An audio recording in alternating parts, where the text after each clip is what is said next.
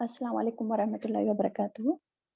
नहमदुहु व नुसल्ली अला रसूलिहिल करीम अम्मा बाद फ़अऊज़ु बिल्लाहि मिनश शैतानिर रजीम बिस्मिल्लाहिर रहमानिर रहीम रब्बिश्रह ली सदरी व यस्सिर ली अमरी वहलुल उक़दतम मिन लिसानी यफ़क़हू क़ौली।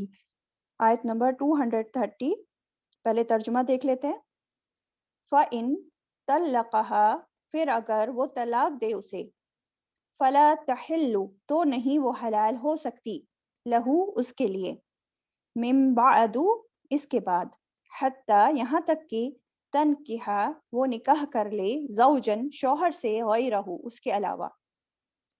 फ़इन, फिर अगर, तल्लक़हा, वो तलाक दे दे उसे, फला जुनाहा, तो नहीं कोई गुनाह, अलैहिमा, उन दोनों पर, अन, ये के, यतराजआ, वो बाहम रुजू कर ले, इन, अगर, ज़न्ना, वो दोनों समझें, अन के, युक़ीमा, वो दोनों कायम रखेंगे, हुदूदुल्लाहि, हुदूद को अल्लाह की, वतिलका, और ये हुदूदुल्लाहि, अल्लाह की हुदूद हैं, युबय्यिनुहा, वो वाज़े करता है उन्हें, लिक़ौम, उन लोगों के लिए, यालमून, जो इल्म रखते हैं।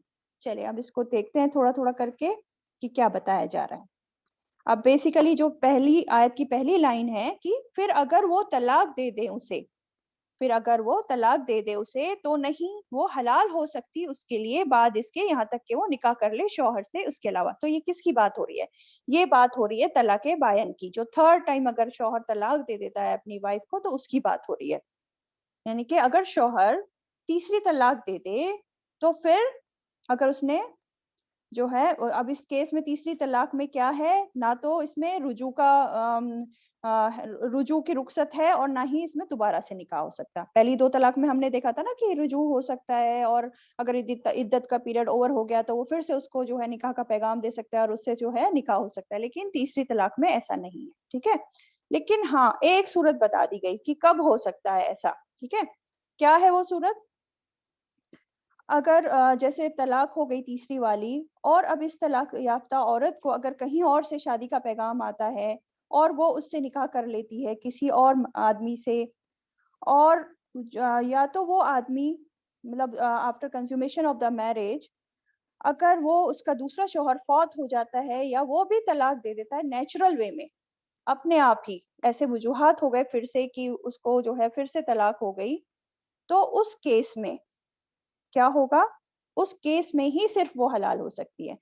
लेकिन हाँ, इसमें जो है गौर करने की क्या बात है, इसमें गौर करने की ये बात है कि ये जो दूसरे शौहर से निकाह किया जा रहा है, ये ऐसे ही नहीं है खेल तमाशे के तौर पर, बल्कि हकीकी मानों में निकाह होना है, नेचुरल तरीके से जो है। अगर वो दोबारा तलाक हो जाती है उसे, या शौहर फौत हो जाता है, तभी वो जो है पहले वाले शौहर से फिर निकाह कर सकती है अपनी इद्दत पूरी करने के बाद, ठीक है।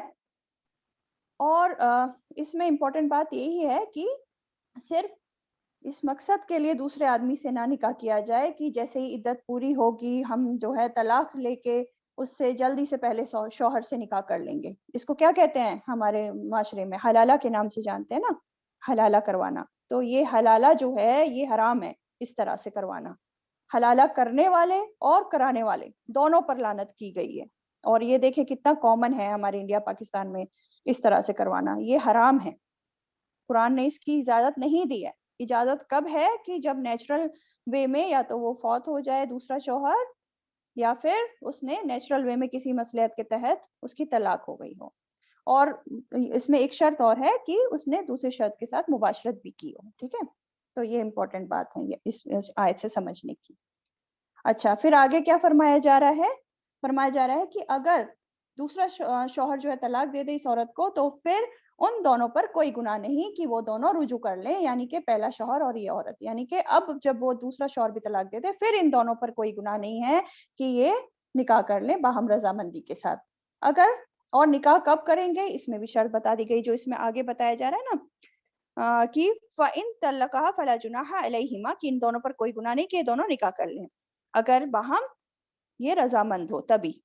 और ये कब है उसकी शर्त बताई जा रही है, इन जन्ना, अगर वो दोनों समझें, अन के युकीमा हुदूदुल्लाही, वो दोनों कायम रखेंगे हुदूद को अल्लाह की, یعنی کہ یہ بھی دوبارہ سے نکاح تب جائز ہوگا اگر ان لوگوں کو سمجھ میں آ رہی ہے بات کہ اب لڑائی جھگڑا نہیں کریں گے، پھر سے اپنے آپس میں برا رویہ نہیں رکھیں گے، ایک دوسرے کے ساتھ مل جل کے رہیں گے، گناہ نہیں کریں گے، تبھی جو ہے ان لوگوں کو اجازت دی جا رہی ہے کہ ہاں تم پھر سے کر سکتے ہو، ٹھیک ہے؟ تبھی ان لوگ کا نکاح ہوگا اگر وہ سمجھتے ہوں گے کہ یہ اللہ کی حدود کو پامال نہیں کریں گے، ان حدود کو قائم کر کے رکھیں گے، ایک دوسرے کے حق وہ ادا کریں گے، کوئی ظلم زیادتی ایک دوسرے پر نہیں کریں گے، تبھی جو ہے یہ نکاح ہوگا، یہ شرط بتا دی گئی، ٹھیک ہے؟ اور اگر نہیں آ رہے اپنی عادتوں سے باز اور اگر اسی طرح جو ہے جھگڑا کر رہے ہیں، کھیل تماشا بنا دیا ہے، تو پھر اجازت نہیں ہے، اس کی دوبارہ نکاح کرنے کی کوئی ضرورت نہیں ہے، ٹھیک؟ آگے کیا کہا جا رہا ہے؟ وَتِلْكَ حُدُودُ اللَّهِ، اور یہ اللہ کی حدود ہیں، يُبَيِّنُهَا، وہ واضح کرتا ہے انہیں، لِقَوْمِ، ان لوگوں کے لیے، يَعْلَمُونَ، جو علم رکھتے ہیں، یعنی کہ اللہ تعالیٰ نے اپنی ساری حدود، کیا حرام ہے، کیا حلال ہے، کیا کرنا چاہیے، کیا نہیں کرنا چاہیے، قرآن میں واضح طور پہ ہم سب کو بتا دیا گیا ہے نا؟ اب ضرورت کیا ہے کہ ہم قرآن کو کھولیں، اسے پڑھیں، اسے سمجھیں، اسے سیکھیں، اس لیے کہا جا رہا ہے کہ بیان کرتا ہے اللہ ان لوگوں کے لیے جو علم رکھتے ہیں، یعنی کہ جو اس قرآن سے علم لے گا، اسے پڑھے گا، اسے کھولے گا، تبھی تو اس کو علم آئے گا، تبھی تو اس کو حدود پتہ چلیں گی کہ کیا حدود ہیں کیا نہیں ہے، ورنہ تو وہ جاہل ہی رہے گا، اسے معلوم ہی نہیں پڑے گا کہ کیا بتایا جا رہا ہے، کہ کس کیس میں کیا کرنا ہے نا؟ اور یہی وجہ ہے کہ آج ہمارے معاشرے میں جو جہالت کی وجہ سے اتنے سارے غلط کام ہو رہے ہیں، اور اسپیشلی اس طلاق کے کیس میں جو ہے، جو طلاق کو بھی مذاق بنا کے رکھ دیتے ہیں لوگ، ایک ہی باری میں 3 بار سے زیادہ طلاق دے دینا اور یہ سارے کام کرنا، طلاق جو ہے ایک سنجیدہ معاملہ ہوتا ہے، ایون اگر مذاق میں بھی طلاق کوئی کہہ دیتا ہے نا تو طلاق ہو جاتی ہے نا؟ تو اس کو سیریسلی لینا چاہیے، یہ کوئی کھیل مذاق نہیں ہے۔ اچھا چلیے نیکسٹ آیت پہ آ جاتے ہیں، آیت نمبر 231۔ آیت نمبر 231 میں کہا جا رہا ہے وَإِذَا طَلَّقْتُمُ النِّسَاءَ، اور جب تم طلاق دے دو عورتوں کو، فَبَلَغْنَا، پھر وہ پہنچے، أَجَلَهُنَّ، اپنی مدت کو، فَأَمْسِكُهُنَّ، تو روک لو انہیں، بِمَعْرُوف، ساتھ بھلے طریقے کے، أَوْ سَرِّحُوهُنَّ، یا رخصت کر دو انہیں، بِمَعْرُوف، ساتھ بھلے طریقے کے۔ کیا بتایا جا رہا ہے؟ اب یہاں تک دیکھتے ہیں کہ کیا بتایا جا رہا ہے، جب تم طلاق دے دو عورتوں کو۔ اب ہم نے طلاق کا طریقہ دیکھا تھا نا کہ کیا ہوتا ہے، ایک بار اس کو ریوائز کرتے ہیں کہ کیا طلاق کا کیا طریقہ ہوتا ہے۔ دیکھیں طلاق جب کب دینی ہے، طلاق شوہر کو پہلے تو یہ پتا ہونا چاہیے، طلاق جو ہے شوہر کب دے گا؟ طہر کی حالت میں دے گا، یعنی کہ پاکیزگی کی حالت میں دے گا، اور اس حالت میں دے گا جب ان کا آپس میں تعلق نہیں قائم ہوا وہ، تب ہے نا، وہ طہر کی حالت ہوتی ہے۔ اور تو اس طہر کی حالت میں جب شوہر ایک دفعہ بول کر یا لکھ کر اس کو طلاق دیتا ہے کہ میں تم کو طلاق دیتا ہوں، ایک دفعہ دینی چاہیے قرآن کے حساب سے، ہے نا؟ اور پھر کیا ہوگا؟ جب ایک دفعہ طلاق کہہ دیا تو عورت جو ہے اس شوہر کے گھر میں ہی رہے گی، پہلی طلاق میں، ہے نا؟ اپنی عدت شوہر کے گھر میں رہ کر ہی پوری کرنی ہے، گھر چھوڑ کر نہیں جانا ہے، اور نہ ہی شوہر کو نکالنا ہے بیوی کو گھر سے، منع ہے نا؟ گھر میں شوہر کے گھر میں رہ کر ہی عدت پوری کرنی ہے۔ عدت ہم دیکھ چکے تھے کہ 3 حیض کے برابر تھی، ہے نا؟ اور وہیں پر رہ کر عدت پوری کرے گی۔ کیوں؟ یہ اللہ تعالیٰ کی رحمت ہے، کیونکہ ہو سکتا ہے کہ شوہر نے جو ہے غصے میں طلاق دی ہو، یا کسی بھڑکانے میں آنے میں، یا کسی اور ٹینشن کے تحت، پھر بعد میں جب اس کا غصہ ٹھنڈا ہو، اسے ندامت ہو، اسے اپنی غلطی کا احساس ہو، تو وہ رجوع کر لے ان سب چیزوں پہ، ہے نا؟ اور وہ مل جل کے پھر سے رہنے لگے، اس لیے اللہ تعالیٰ نے ہر چیز میں حکمت رکھی ہے۔ تو کیا ہے کہ وہ اسی کے گھر میں رہے گی، اور اس کا عدت کا پیریڈ جس دن سے اس سے طلاق ہوئی ہے اسی دن سے اس کا عدت کا پیریڈ شروع ہو جائے گا، جو کہ 3 مرتبہ حیض آ کر پاک ہونا ہے، ٹھیک ہے؟ اب آگے کہا جا رہا ہے فَبَلَغْنَ أَجَلَهُنَّ، پھر وہ پہنچے اپنی مدت کو۔ کون سی مدت کی بات ہو رہی ہے؟ کہ جیسے ہی جو ہے تیسرا حیض آ کے وہ پاک ہونے والی ہو، اس مدت کی بات ہو رہی ہے، کہ عدت ختم ہونے والی بات، کہ جیسے ہی وہ اپنی مدت کو پہنچے تو فَأَمْسِكُهُنَّ بِالْمَعْرُوفِ، تو ان کو روک لو ساتھ بھلے طریقے کے، یعنی کہ مدت کمپلیٹ ہونے سے پہلے، عدت کمپلیٹ ہونے سے پہلے، یا تو شوہر رجوع کر لے اس سے اور بھلے طریقے کے ساتھ پھر سے زندگی گزر بسر کریں بنا ظلم زیادتی کیے ہوئے اپنے ایک دوسرے کے اوپر، یا پھر کیا ہے او سرحوہن، یا رخصت کر دو انہیں بمعروف، ساتھ بھلے طریقے کے، ٹھیک ہے؟ یعنی کہ اگر یہ جو مدت ختم ہونے والی ہے یا ہو گئی اب، اور اس نے جو ہے اس مدت میں رجوع نہیں کیا، تو کیا ہوگا؟ اب بیوی جو ہے اپنے شوہر کے گھر میں نہیں رہے گی، اب طلاق ہو چکی، اب اس کو اپنے والدین کے گھر، اپنے ولی کے گھر چلے جانا، اور اس کو اب رخصتی کا وقت آ گیا، مطلب ہے نا؟ یہ جو بات ہو رہی ہے او سرحوہن بالمعروف، تو اس کو کیا کرنا ہے، بھلے طریقے سے اس کے گھر پہنچا دو، کچھ دے دلا کر پہنچا دو. یہ پہلے بھی بات ہو چکی ہے پچھلی کلاس میں کہ بھلے طریقے سے اس کو رخصت کرنا چاہیے، اس کو جو گفٹس اور جو بھی مہر اور جو ہے وہ واپس نہیں لینا چاہیے، کچھ بھی اس سے لوٹ کے واپس نہیں لینا ہے، کچھ بھی چیز ہے اس سے بھلے طریقے سے، بلکہ اور اس کو ایکسٹرا دے دلا کر اس کو رخصت کرنا چاہیے. ٹھیک ہے، اور سرحوہن بالمعروف، یہ والی بات ہو گئی. ٹھیک، اب کیا بات ہو رہی ہے، اب جو ہے عورت اپنے ماں باپ کے گھر پر ہے اور اب اس کو پھر پیغام آتے ہیں نکاح کے لیے، ہے نا. اور اس میں جو ہے پہلے شوہر کا پیغام پھر سے آ جاتا ہے.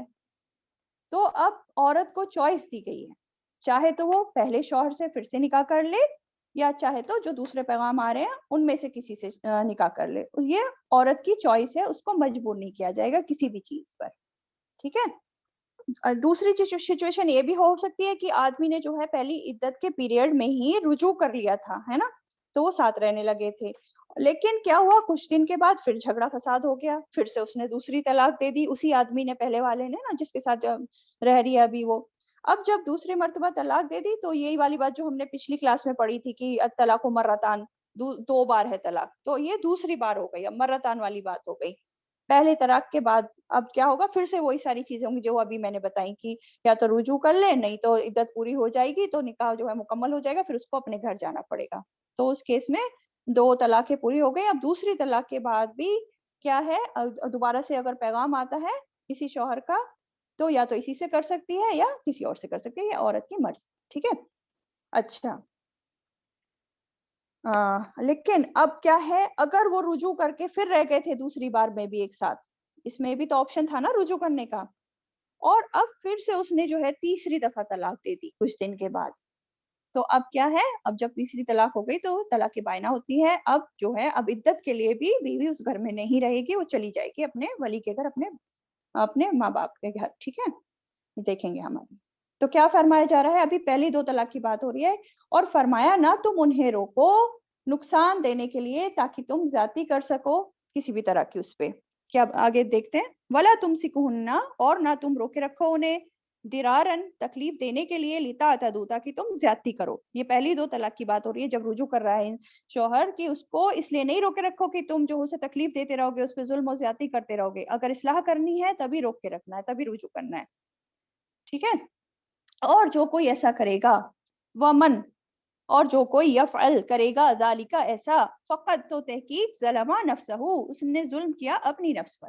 کیا بتایا جا رہا ہے، اگر کوئی ظلم اور زیادتی کرنے کے لیے رجوع کر رہا ہے، روک رہا ہے اپنی وائف کو، تو جو کوئی ایسا کرے گا تو اس نے کیا کیا، اپنی ہی جان پر خود ظلم کیا. وہ اس عورت پہ دنیا میں بظاہر ظلم کر رہا ہے، لیکن آخرت کے لیے کیا کر رہا ہے، اپنی جان پر ظلم وہ اکٹھا کر رہا ہے، اپنے ہی اوپر زیادتی کر رہا ہے. کیونکہ حدیث میں آتا ہے، یہ مسند احمد کی حدیث ہے، من دار اللہ بھی، جو کسی پر ضرر پہنچائے گا، جو کسی کو ضرر پہنچائے گا، کسی کو نقصان دے گا، تکلیف دے گا، تو اللہ بھی اسے تکلیف پہنچائے گا. ومن شاق شاق اللہ علیہ، جو مشکل کھڑی کرے گا اللہ اس پر مشکل ڈالے گا. سمجھائی یہ حدیث؟ تو نہ تو کسی کو ہمیں جو ہے ایک اور حدیث سے پتہ چلتا ہے، لا درارا ولا درار، نہ نقصان دو نہ نقصان اٹھاؤ گے، یعنی کہ نہ تم ظلم کرو کسی پر، نہ زیادتی کرو، نہ تم پہ کی جائے گی. ٹھیک ہے، تو کیا بتایا جا رہا ہے کہ کوئی بھی مرد اس لیے رجوع نہ کرے کہ بیوی کو تکلیف دیتا رہے گا، لیکن جب وہ سمجھتا ہے کہ اللہ کی حدود کو قائم کر سکے گا تبھی رجوع کرے، اگر نہیں کر سکے گا تو نہ کرے. ٹھیک ہے، چلیے آگے کیا بتایا جا رہا ہے اسی میں، وَلَا تَتَّخِذُوا آیَاتِ اللَّهِ ہُزُوًا، اور نہ تم بناؤ اللہ کی آیات کو مذاق. اچھا، اللہ کی آیت کو مذاق کون بناتا تھا؟ ہم پہلے پارے میں بھی دیکھ چکے ہیں، منافق بناتے تھے نا اللہ کی آیت کو مذاق. اور اس میں سورہ توبہ میں بھی اللہ تعالیٰ منافقین کو ہی خطاب کر کے کہہ رہے ہیں کہ کیا اللہ اور اس کی آیات اور اس کے رسول کے ساتھ تم مذاق کرتے ہو. تو بیسیکلی منافقین کا کردار ہوتا ہے اس طرح سے مذاق بنانا اللہ کی آیت کا. اور بیسیکلی اللہ کی جو احکامات ہیں ان کی اگر کوئی مخالفت کر رہا ہوتا ہے تو اس کا مطلب وہ اللہ کی آیات کا مذاق اڑا رہا ہوتا ہے، تو یہ کام نہیں کرنا ہے. اور بیسیکلی نبی صلی اللہ علیہ وسلم کے زمانے میں کیا ہوا تھا، ایک میں شاید پچھلی کلاس میں بھی بتایا تھا کہ نبی صلی اللہ علیہ وسلم نے ایک شخص کو سنا کہ اس نے اپنی بیوی کو اکٹھے ہی 3 طلاق دے دی، یعنی کہ ایک ہی بار میں 3 بار اس نے کہہ دیا. تو آپ نے کیا فرمایا، یلعبوا بکتاب اللہ وانا بین ظہرینکم، کیا وہ اللہ کی کتاب کے ساتھ کھیل رہا ہے جبکہ میں ابھی تمہارے درمیان ہوں؟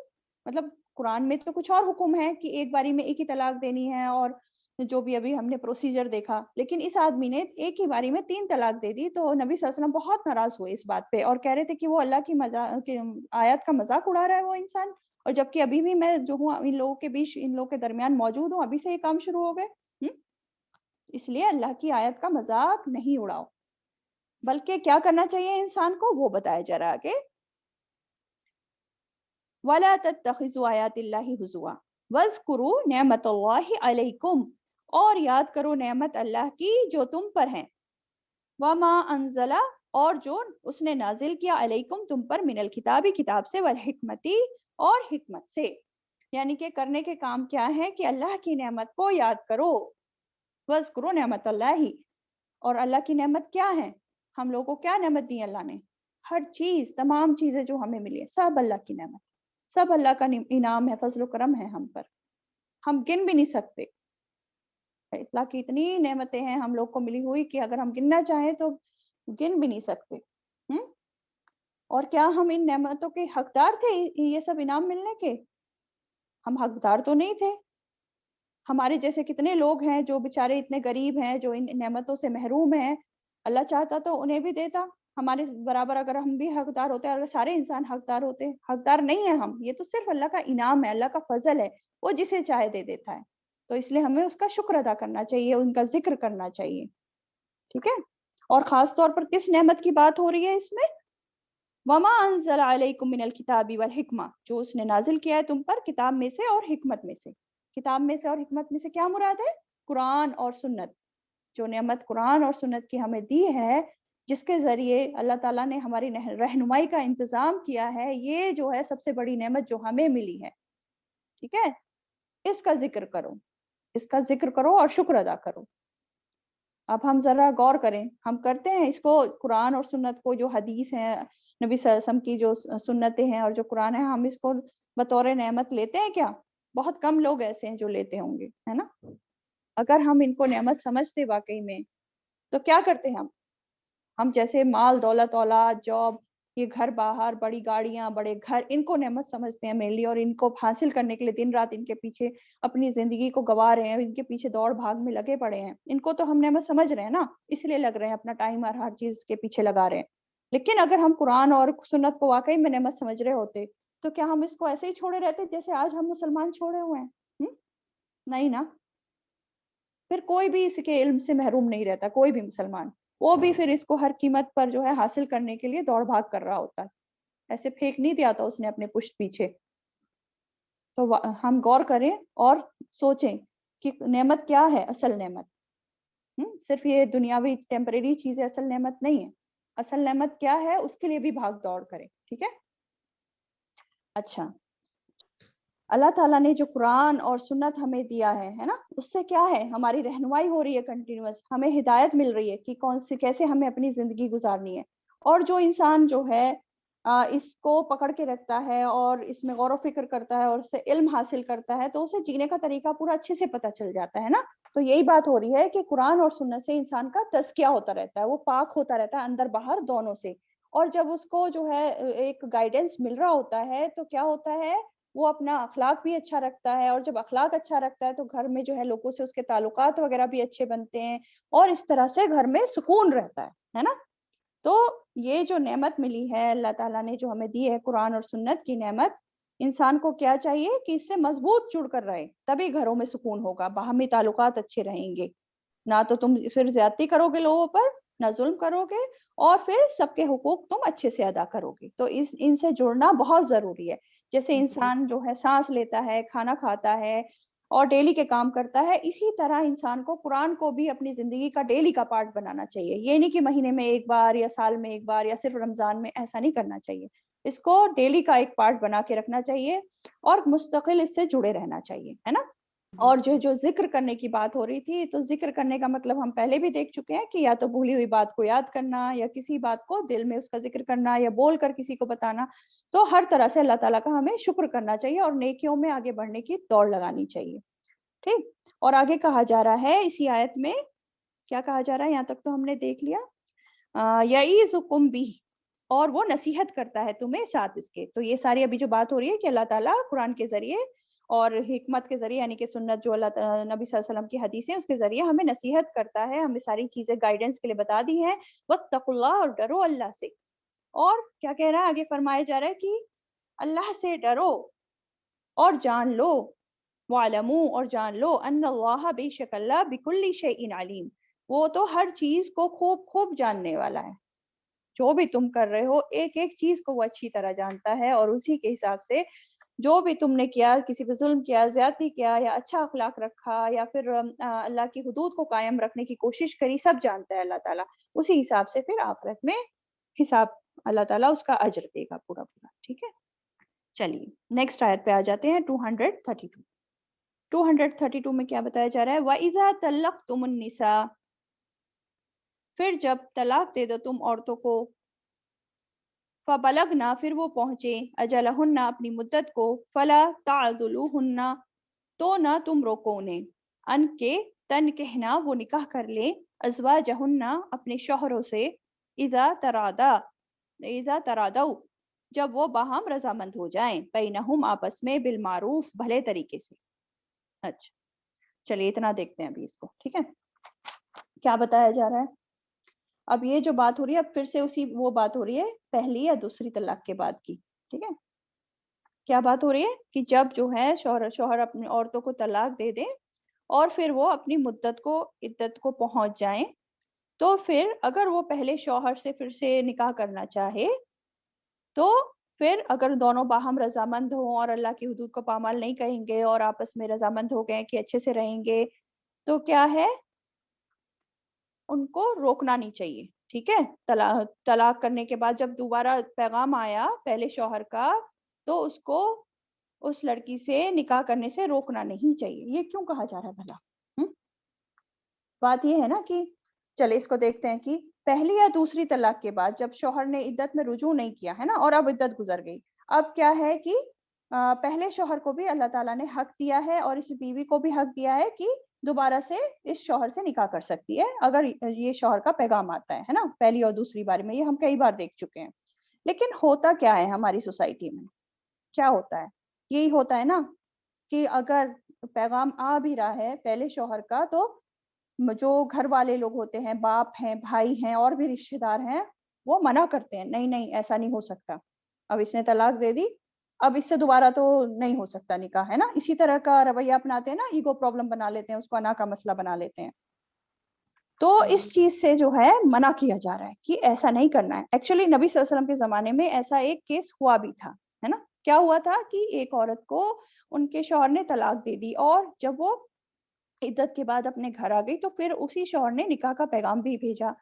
تو عورت تو چاہتی تھی پھر سے اپنے شوہر سے نکاح کرنا, لیکن ان کا جو بھائی تھے انہوں نے جو ہے منع کر دیا کہ واللہ ایسا بالکل ہرگز نہیں ہو سکتا.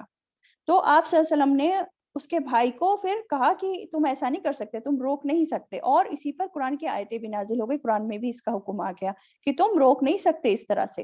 ٹھیک ہے, کیونکہ ہمارے معاشرے میں یہی تو ہو رہا ہے نا کہ راضی تو ہو جائیں گے, مطلب اکثریت میجورٹی آف دا ٹائم ہم یہ دیکھتے ہیں کہ شوہر بیوی تو رضامند ہو جاتے ہیں, پھر سے مل جاتے ہیں ان کے دل, لیکن گھر والے پھر اڑنگا ڈال دیتے ہیں اس کو اپنی ایگو کی وجہ سے, تکبر کی وجہ سے, ہے نا. تو اسی رکاوٹ کو, اسی اڑنگا ڈالنے کو منع کیا جا رہا ہے کہ جب اذا تراجعوا, جب وہ دونوں جو ہیں, اذا تراجعوا, جب وہ دونوں آپس میں راضی ہو جائیں نکاح کرنے کو, تو پھر تم نہیں روک سکتے اسے. سمجھ آئی بات؟ تو اس ابھی تک کیا پتا چل رہا ہے اس بات سے؟ یہ پتا چل رہا ہے پہلی بات تو کہ نکاح کے معاملے میں عورت کو بھی اختیار دیا گیا ہے کہ وہ اپنی پسند ناپسند اظہار کر سکتی ہے. جبرن نہیں کیا جائے گا کسی بھی عورت پہ, کسی سے بھی نکاح کرنے پہ, ہے نا. صحیح مسلم کی ایک حدیث ہے کہ نبی صلی اللہ علیہ وسلم نے فرمایا کسی طلاق شدہ یا بیوہ عورت کا نکاح نہیں کیا جائے گا یہاں تک کہ اس سے حکم لے لیا جائے, یعنی کہ اس کی اجازت لے لی جائے, اور نہ ہی کسی دوشیزہ کا, دوشیزہ مطلب جس کی پہلے شادی نہیں ہوئی ہو, یہاں تک کہ اس کی اجازت لے لی جائے. تو لوگوں نے کہا اے رسول صلی اللہ علیہ وسلم اس کی اجازت کیا ہوگی؟ تو آپ نے فرمایا یہ کہ وہ چپ ہو جائے حیا کی وجہ سے, یعنی کہ اگر وہ چپ ہو جائے حیا کی وجہ سے تو اس میں اس کی رضامندی, اگر وہ انکار نہیں کر رہی ہے تو, منع نہیں کر رہی ہے تو. اور کیا بتایا کہ کون اجازت لے گا لڑکی سے, کس کو اجازت لینی ہے, یہ بھی مسلم کی حدیث سے ہمیں پتہ چلتا ہے, البکرو یستاذنھا ابوہا, لڑکی کا باپ اس سے اجازت مانگے. ٹھیک ہے, تو لڑکی کی وش کے اگینسٹ جو ہے اس کا نکاح کہیں بھی نہیں کیا جا سکتا. یہ اسلام نے لڑکی کو اجازت دی ہے کہ اس کی مرضی سے ہی ہونا چاہیے. اگر وہ منع کرے, کوئی اس کو پسند نہیں ہے, تو جبرن نہیں کر سکتے, یہ ظلم ہوگا اس پر. ٹھیک ہے, اور دوسری بات کیا سمجھ آ رہی ہے اس والی آیت سے ابھی تک, کہ عورت کا نکاح جو ہے اس کے لیے ولی کی ضرورت ہوتی ہے, ولی ہی نکاح کر کے دیتا ہے. یہ ہم پہلے بھی دیکھ چکے ہیں پچھلی کلاسز میں. ٹھیک ہے, تو ہمیں دیکھیں نا اللہ تعالیٰ کی کتنی رحمت ہے, عورت کا کتنا خیال رکھا ہے اللہ تعالیٰ نے. لیکن ہماری سوسائٹی والوں نے سب جو ہے اللہ تعالیٰ کے حکم کو پامال کر کے رکھ دیا ہے. وہ جو ہے کیونکہ قرآن پڑھتے نہیں ہے نا, تو قرآن سے علم حاصل نہیں کرتے ہیں, صرف جہالت کی وجہ سے یہ ساری چیزیں ہو رہی ہیں سوسائٹی میں, جو بھی بگاڑ ہو گیا ہے نا. اچھا, آگے کیا کہا جا رہا ہے, ذالکا, یہ بات, یعظو بہ, نصیحت کی جاتی ہے ساتھ اس کے, یعنی کہ اس بات کی نصیحت کی جاتی ہے کہ ہر اس شخص کو جو اللہ اور یوم آخرت پر یقین یا ایمان رکھتا ہو. کس بات کی نصیحت کی جا رہی ہے, کہ شوہر بیوی اگر دوبارہ نکاح پر راضی ہو جاتے ہیں تو تم ان کو مت روکو, اس بات کی نصیحت کی جا رہی ہے. سمجھ آئی بات؟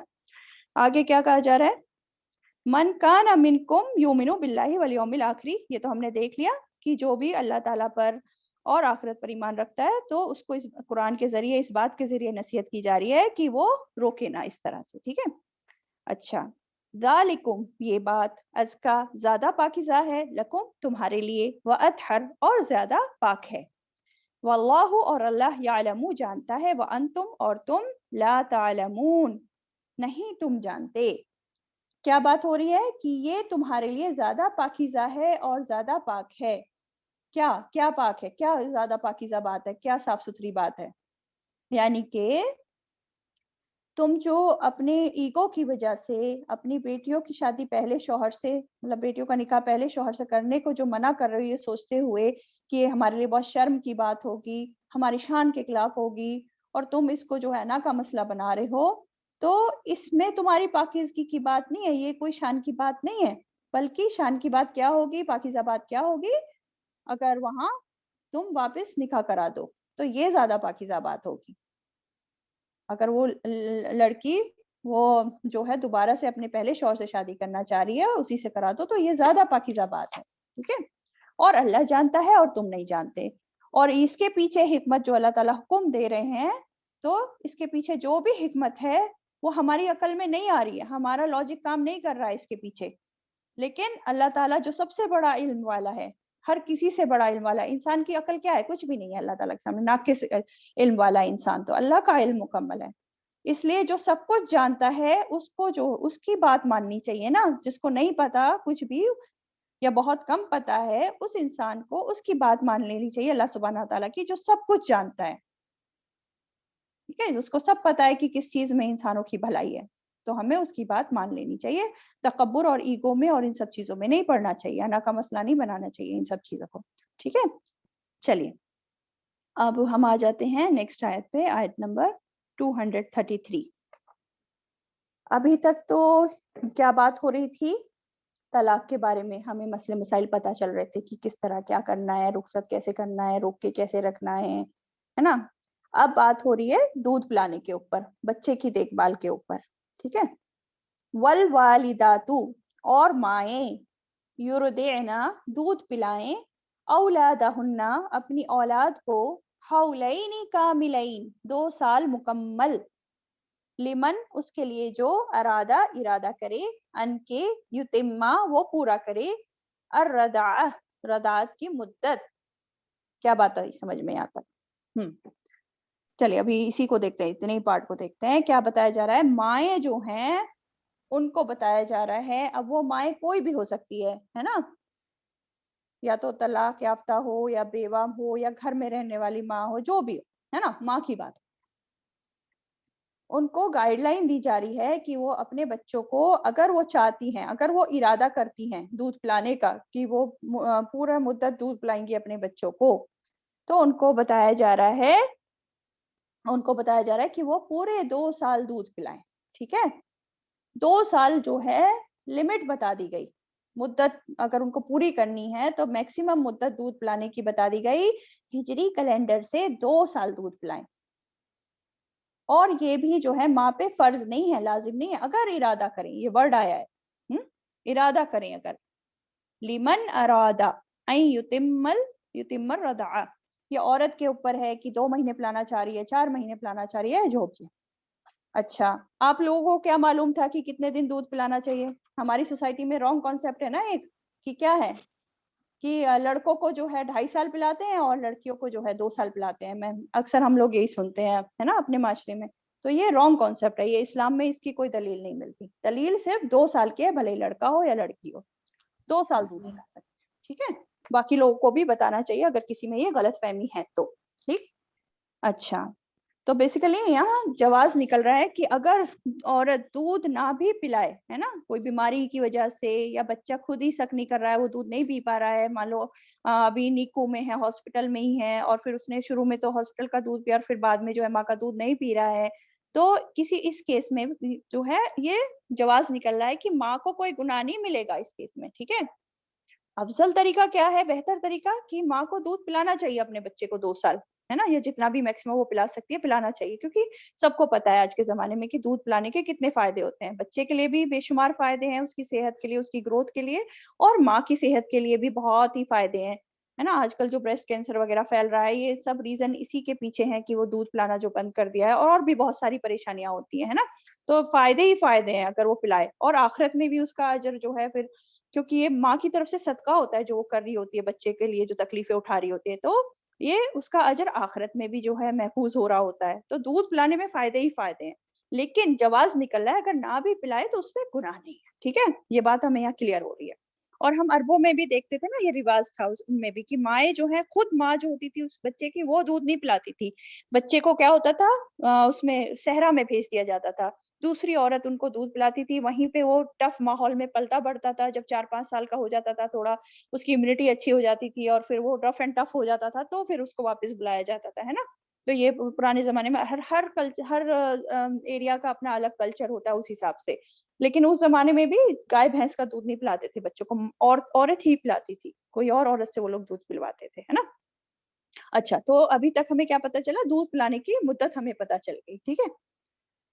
ओके, आगे बताया जा रहा है, वअलल मौलूदी लहू, और ऊपर उस वालिद के बच्चा है जिसका, यानी कि वालिद की बात हो रही है, और ऊपर वालिद के, रिज़्क़ुहुन्ना, खुराक है उन औरतों की, व किस्वतुहुन्ना, और लिबास है उन औरतों का, बिल मारूफ, भले तरीके से। क्या क्या बात समझ में आई, कि जो बच्चे का जो बाप है, अल्लाह ताला ने उस पे जिम्मेदारी डाली है कि जब माँ उसको दूध पिला रही है 2 साल तक, तो पूरी पूरी जिम्मेदारी बच्चे की जो है, बाप की है, कि वो उस औरत को बेहतरीन जो भी उसको गिजा चाहिए उस पीरियड में, ब्रेस्ट फीडिंग के पीरियड में जितनी भी खुराक चाहिए, रिस्क की बात हो रही है यहाँ, खाली खाना नहीं, रिस्क हुन्ना, जो भी खुराक चाहिए, फल फ्रूट दूध और अच्छा खाना, और जो भी कैल्शियम की चीजें, सारी चीजें वो प्रोवाइड करेगा, उसका खर्चा वो उठाएगा। व किस्वतुहुन्ना, और लिबास का भी खर्चा वो उठाएगा। और लिबास की बात स्पेशली यहाँ क्यों हुई, क्योंकि जब वो पीरियड होता है, जब बच्चा छोटा होता है, तो कपड़े ज्यादा चाहिए होते हैं ना, ज्यादा ज्यादा चीजें चाहिए माँ को, क्योंकि 1-2 कपड़े से काम नहीं चलता है, फिर जरूरत बढ़ जाती है ना। तो दोनों चीजों का जो है, बिल मारूफ, भले तरीके से, यानी कि जो मारूफ तरीका है, कमी नहीं करेगा, कोई बुखल नहीं करेगा और कोई इसराफ नहीं करेगा, है ना, उस तरीके से उसको प्रोवाइड करना है, ठीक है। और स्पेशली हम देखते हैं कि आम हालात में जब निकाह में रहती है औरत, तब तो शौहर खुशी से करते हैं पूरा, लेकिन जब तलाक हो जाती है तो शौहर जो है अक्सर नहीं करते हैं, ये खर्चा नहीं उठाते हैं, या अगर शौहर फौत हो जाता है तो उसके जो वारिस होते हैं, जो वो भी नहीं उठाते हैं। तो यहाँ बता दिया क्या कि इनकी जो जिम्मेदारी है माँ और बच्चे की, लाजिम है शौहर पर, या फिर शौहर नहीं है तो वारिसों पर। समझ आई बात?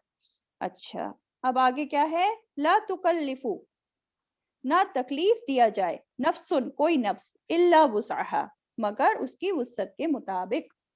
क्या बताया जा रहा है, किसी भी नफ्स को तकलीफ नहीं देनी चाहिए, मगर सिर्फ उस पर उतना ही बोझ डालना चाहिए जितनी उसकी वुसअत है। और इसकी वजाहत कुरान की हमें एक और आयत से मिलती है, जो सूरह तलाक में है, आयत नंबर 7। क्या कहा जा रहा है उस आयत में, کہ وسعت والا اپنی وسعت کے مطابق خرچ کرے، اور جس کا رزق تنگ کیا گیا تو چاہیے کہ وہ خرچ کرے اس میں سے جو اللہ نے اسے دے رکھا ہے۔ اللہ کسی نفس کو اس کی وسعت سے زیادہ تکلیف نہیں دیتا۔ جب اللہ کسی کو اس کی وسعت سے زیادہ تکلیف نہیں دیتا تو ہم انسانوں کو بھی کسی پر اس کی وسعت سے زیادہ تکلیف نہیں دینی چاہیے، ٹھیک ہے؟ اچھا، اب آگے کیا کہا جا رہا ہے اس کے اگلے پارٹ میں؟ لا تدار نہ نقصان پہنچایا جائے، والدتن والدہ کو، بے ولدہا اس کے بچے کی وجہ سے، ولا مولود لہ اور نہ والد کو، بے ولدہی اس کے بچے کی وجہ سے، ٹھیک ہے؟ کیا کہا جا رہا ہے؟ نہ تو ماں کو اس کے بچے کی وجہ سے نقصان پہنچایا جائے اور نہ ہی باپ کو اس کے بچے کی وجہ سے نقصان پہنچایا جائے۔ یہ کیسے ہوتا ہے؟ اب ماں کو کیسے نقصان پہنچا سکتے ہیں؟ ماں کو ایسے پہنچا سکتے ہیں یا تو اس سے ماں سے جو ہے بچہ ہی چھین لے کے اس کو دودھ ہی نہ پلانے دے، اپنے بچے کو ظلم کریں ہیں، یا پھر ماں کے پاس ہی ہے بچہ اور ماں بیچاری خود جو ہے تکلیف اٹھا رہی ہے، ساری اپنا خرچہ خود کر رہی ہے، بچے کی دیکھ بھال پورے خود کر رہی ہے، سارا خرچہ خود سے اٹھا رہی ہے اور باپ کو کوئی فکر ہی نہیں ہے، اور باپ تو بلکہ یہ سوچ کے بیٹھ جائے کہ ہاں اس کا بھی بچہ ہے، وہ خود کر لے گی اور وہ اس کی ممتا کی وجہ سے وہ تو دودھ پلائے گی اگر میں نہ بھی کہوں نہ بھی خرچہ کروں اس پر۔ تو یہ سب ظلم کی بات ہے نا؟ اور یہ عورت کو اس کے حقوق سے محروم کرنا ہے، ٹھیک ہے؟ اور اسی طرح نہ باپ کو نقصان پہنچا جائے بچے کی وجہ سے۔ یہ کیسے ہوتا ہے کہ عورت جو ہے کہ بچہ کو دیکھ بھال کر رہی ہے تو باپ سے جتنا چاہے مانگ لے، ہے نا؟